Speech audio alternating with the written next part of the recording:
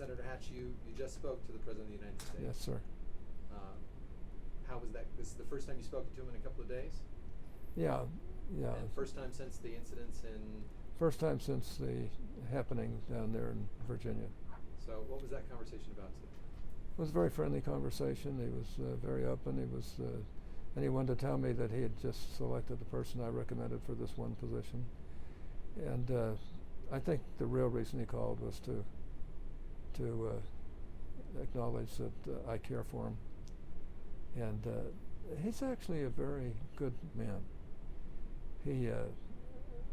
I have had I never bother him, but I don't have to. He basically tells me he likes everything I do. And but I think he just wanted to assure me that he's going to work his way back on top, and you know, that he's going to handle things as well as he can. I was, and I think it was to keep up our relationship, and he knew that I wanted to talk to him. And he's a very warm person, and very smart, very rat-tat-tat type guy, and very tough if he disagrees with you. I mean, he'll tell you. And he's a successful man who has become President of the United States, doesn't need the pain and the problems that come from that job, but loves it and wants to do the best job he possibly can. I intend to help him. Now, has he handled the Virginia incident as well as I would have liked him to? No. But you know, I don't think anything he said would have been acceptable by the main media in this country. And that's not a knock at them. I don't blame them either. But the point is, would I have liked him to have handled it a little bit better? Yeah, sure. But there's a guy who's very straightforward, very honest, very intelligent. And I was pleased that he'd take time out of what I know is a horrendous schedule with all kinds of pressures right now to call me and just let me know he's okay. So there has been blowback to the president for the arrest, the incidents in Virginia, and a lot of it seems to be centered on the fact that he insisted again yesterday on talking about, you know, blame or responsibility or bad people on both sides, and that's where a lot of people are having a hard time feeling like he's equating maybe the two sides of the racial divide. Well, I think part of that is that he was trying to say there were people all around who were not acting very responsibly, but he did make it very clear that there was no excuse for this racism. And even though he did say some other things that have been, I think, probably misconstrued, he made that very clear. And I don't think he personally has a racist bone in his body. He's been fair to everybody that I can see, and I've been around quite a bit, around the president and around his people. And but I have to say, there are those who would love to undermine him any way they possibly could, and this is if they can distort what he says and distort what he means, even though they know it's otherwise, they're going to do it. He has no friends in the national media, I don't think, at all. And did he handle this perfectly? No. There are some things that I wish he would have handled it differently. But you know, it's always tough to be on the spot, and to be the guy who's getting the questions. And I think we as citizens should be aware of that and make some allowance for it. But is he straightforward and honest? Yeah, he really is.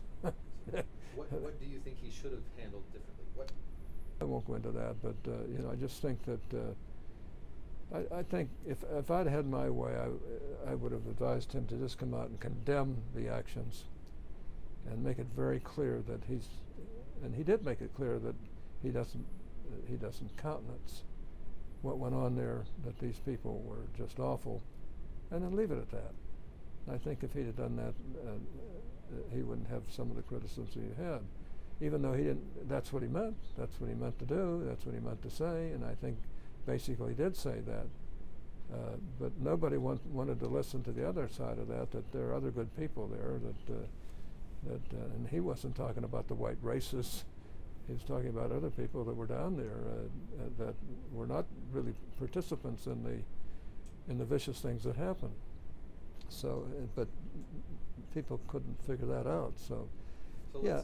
Let's just I guess a final question. The incidents in Virginia, we'll use them as an example, and they condemned racism, and I think it's pretty easy to generally condemn racism or racist attitudes.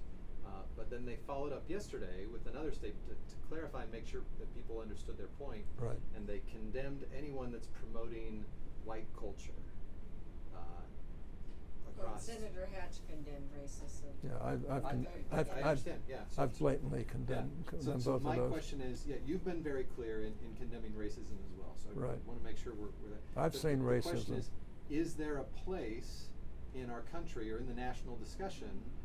Is it okay for these groups that say we're not racist, we're just promoting white culture?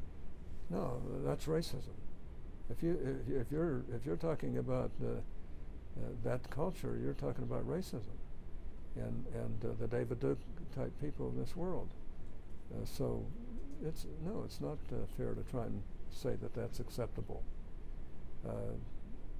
White supremacy is evil, as is any form of racism.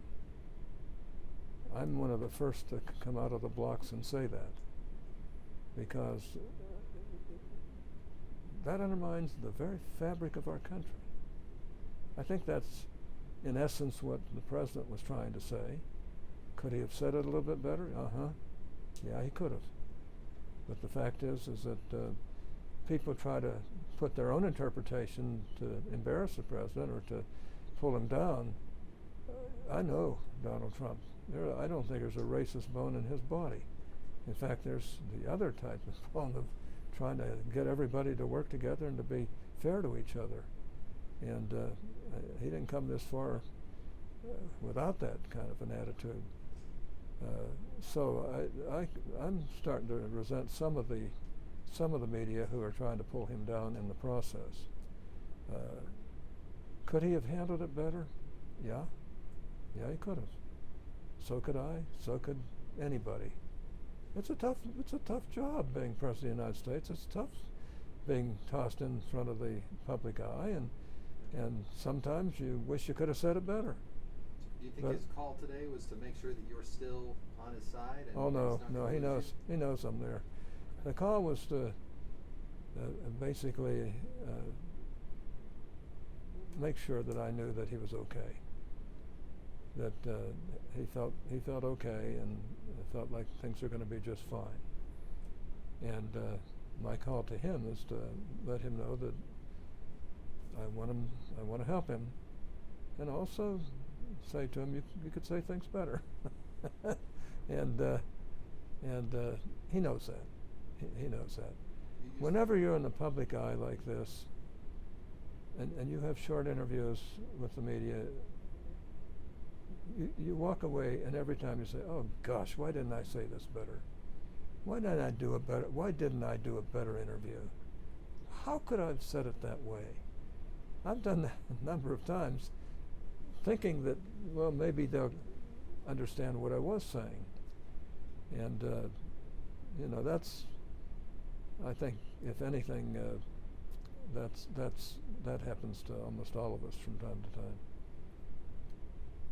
But to ascribe racism to the president, which some people are trying to do, is not only hitting below the belt, it's vicious stuff. Yeah, I know the man. He like I say, he doesn't have a racist bone in his body, and he's done a lot to try and help quell racism in this country.